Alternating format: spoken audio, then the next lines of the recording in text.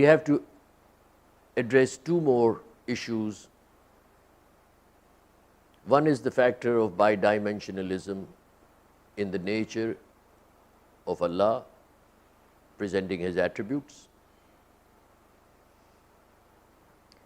and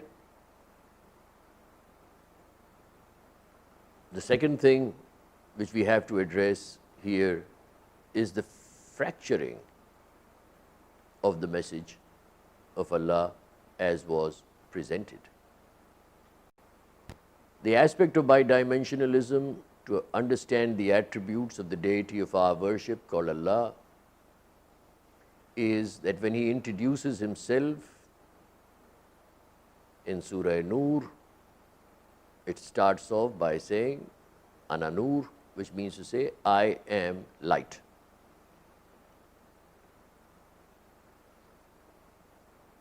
It does not have any form, so that is the basis of creation. And then He is introduced with 99 attributes in the form of names, which are two poles, and this is all relevant for the management of societies, because religion is a social science for the management of societies.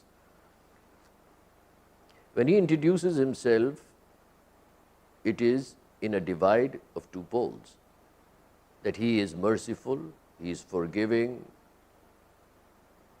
He is beneficial. At the same time, He is one who penalizes, who punishes, who avenges. So these are the two extreme poles on the basis of which He has introduced Himself. Similarly, He sends a prophet and He introduces him as a blessing for all creation, Rahmatul lil Alameen. But when we see the life of the Prophet, we see that one who is a blessing for all creation is also going to war, is also using the sword, and therefore his personage is bidimensional, just like the personage of Allah, bidimensional. He sends a book called the Quran and introduces the Quran as a book of knowledge of everything wet and dry. It's a book of knowledge. The same book, when abused, when used incorrectly, is being used for sorcery, for witchcraft. Therefore, the existence of the book again is bidimensional. Then he introduces to us our own creation, our own existence, and he says, I made you from rooted sand, clay, which to our minds, to a mortal mind, is the lowest form of anything created. Mud, clay, nothing. And then he says that after he created our form, he exhaled his spirit into that form, in essence declaring that our being is also bidimensional, of two extremes,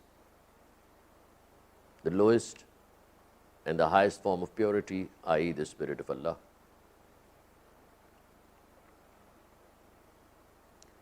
Then he introduces his religion and he says, this is deen. Deen really means a road. And it has two destinations. hell and heaven,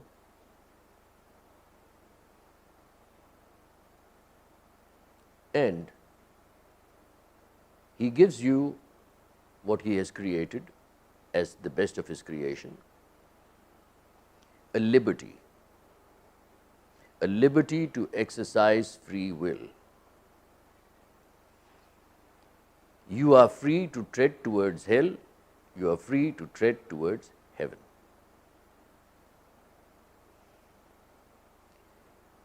So, Islam, by comparison to all other religions past, which are divine, all those religions created by men and have a following,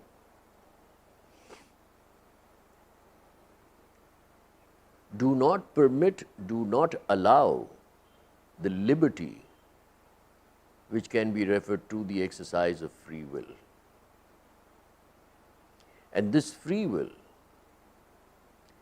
in essence, is at the root of all research, of all forms of inquisition, to arrive to a factor of what is the bedrock of the religion called the truth.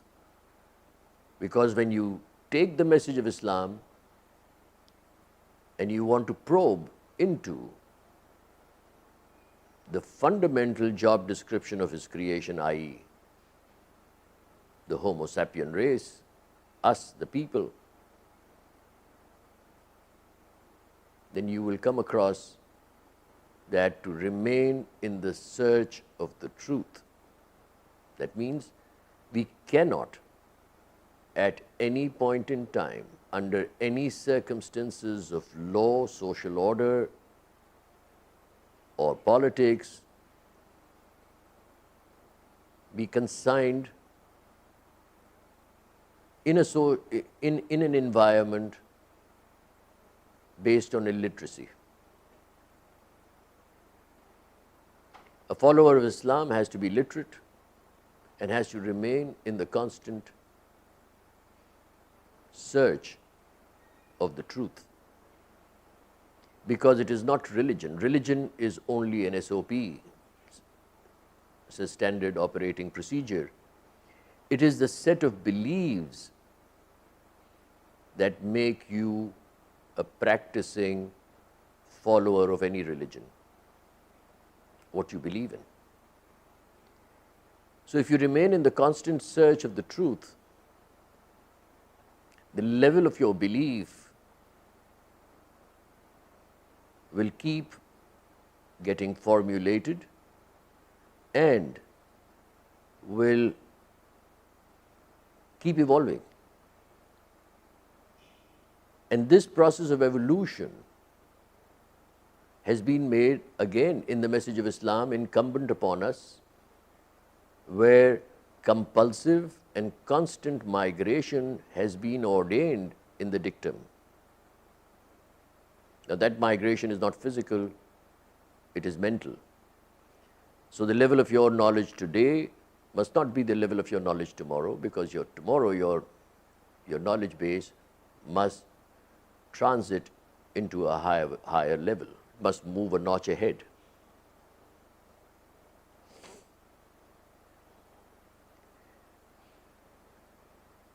Let's stop here as far as religion is concerned and as far as Islam is concerned. It is one of the most dynamic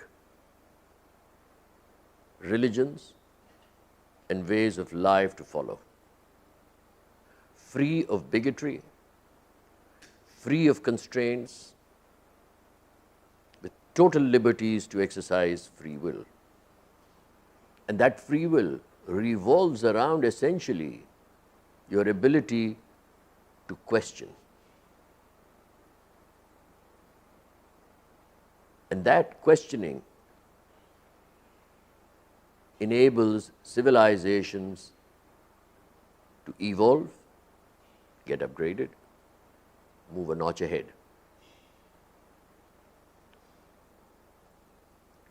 So while Islam is what it is, and as I have explained,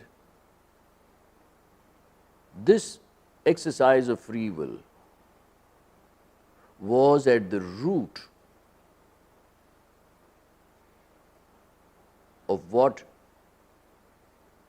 one can refer to as modernity, because modernity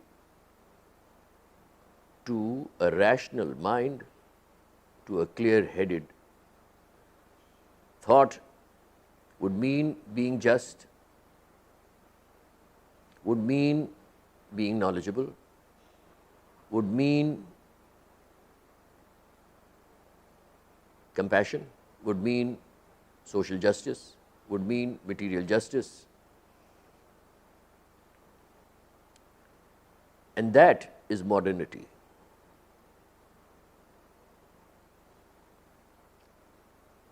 Now, with these two open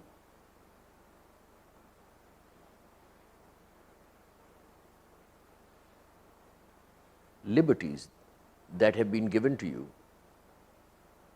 for understanding modernity and for understanding religion, or particularly the religion of Islam, we have to come back after this prelude to examine what the Muslim societies around the world, and particularly within the Islamic Republic of Pakistan, are lumbered with. We see predominantly that the liberties given by our deity of worship, Allah, in His message through His Prophet, have been usurped. The unity has been fractured and politicized. So the concept of universal brotherhood, as is manifest in the word ummah, does not exist. And essentially, a class of people within the society who are responsible for having caused this are referred to the clergy. This very message of Allah has equated the official clergy with dogs and donkeys.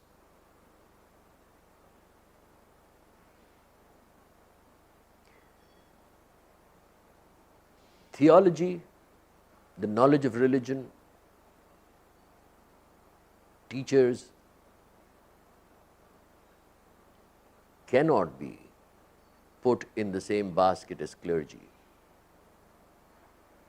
The clergy which I am referring to are people who have used the message for economic and political gain, personal or as paid employees of any usurper in history.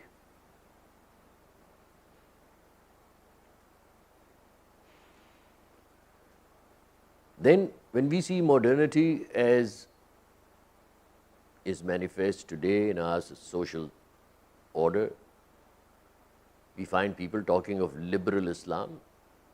Islam is liberal. You can't be more liberal than this message. If you take the history of religions, it's given you the exercise of free will, it's given you liberties. So what modernity has been confused with is Western indoctrinated secularism. Get drunk, take off your clothes, practice all those acts that the Western societies are plagued with. so that you can be identified or put into the bracket of being modern. Modernity has got nothing to do with the monkey syndrome as is manifest in or as it is presented in sociology, where you start copying somebody else. The very definition of modernity has got nothing to do with attires, with your indulgences. The factor of modernity rests on the level of truth which you have arrived at as a belief after your research. That is modernity. So modernity, when confused with Western economic prosperity,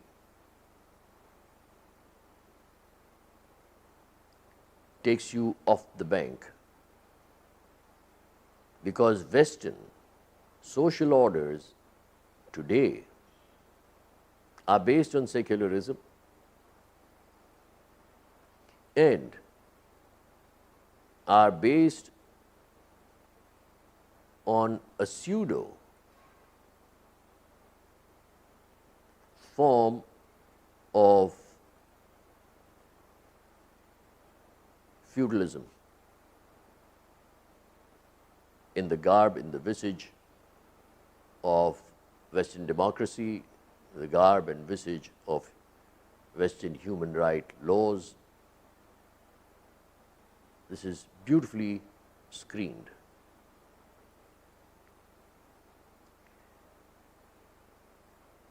So it is now incumbent for people of the Islamic faith or of the people who are concerned, and not of Islamic faith, but are concerned about peace, harmony in the global, amongst the global population, to rise and identify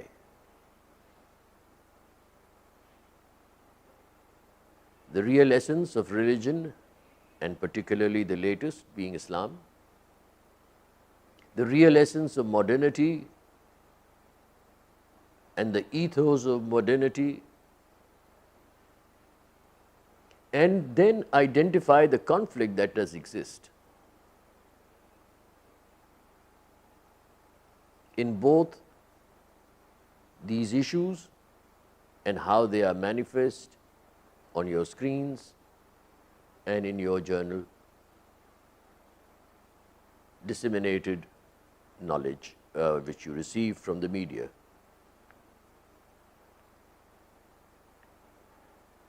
As we do this, we have to be very conscious of the fact that the bastions of this message of Islam, i.e. the Muslim community, 1/5 of the world, have to revert to the essence of the message,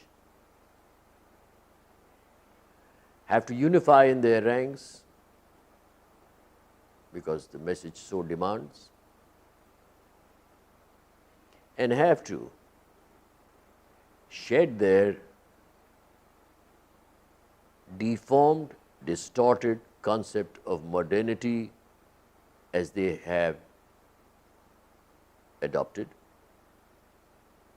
by viewing the material prosperity of the West as a symbol of modernity. There are different types of names which come up, like liberal Islam, like Islam which is based on fundamentalism, Islam which is based on terrorism, This is all hogwash. It has no leg to stand. It defies logic. It defies the truth about the religion. Similarly, about modernity, you see people using things which are not good for their health, indulging in factors which they have no knowledge about and how it affects their peace and harmony, with a notion that whatever they are indulging in, whatever they are doing, is a requirement of social acceptability or being modern. The factors that have caused this distortion, in my understanding, and God knows better, have been the liberty we have allowed because of our peaceful nature as a community to be robbed of the commonwealth of nature which belongs to us. That wealth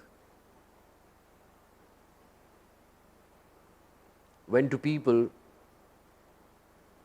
who do not or did not believe in material justice and social equity, and they use the wealth for technological advancement, which makes them or which presents them as prosperous societies, organized, literate, and prosperous.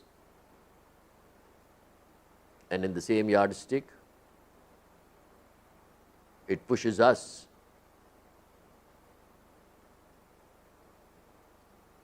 the bearers of this message, the followers of this message, into the dumps of social disintegration and economic bankruptcy.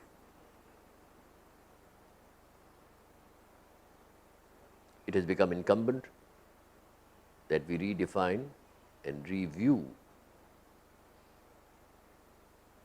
both the aspect of Islam and the aspect of modernity, so that from the perspective of the Islamic Republic of Pakistan, we can chart a new course on how we manage our societies and how we govern them for the benefit of us, the people, and in consonance with the belief we have so adopted. Thank you. Thank you for watching. Click the videos on screen to watch more, and make sure to subscribe for upcoming videos. Let the winds of change blow